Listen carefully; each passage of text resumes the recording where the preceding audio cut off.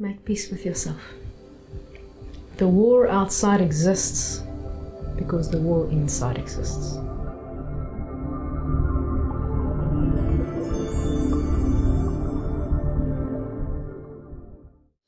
So when we're opening the body, things can flow more, and also because there's less tension in the muscles, we can actually contract them fully instead of just halfway and then getting blocked.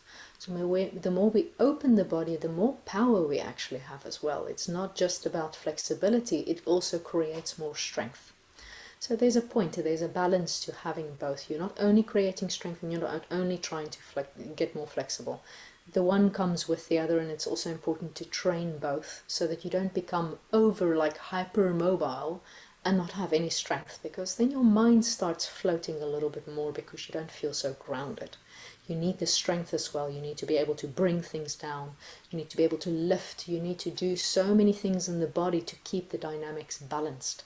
So we need to work on both sides.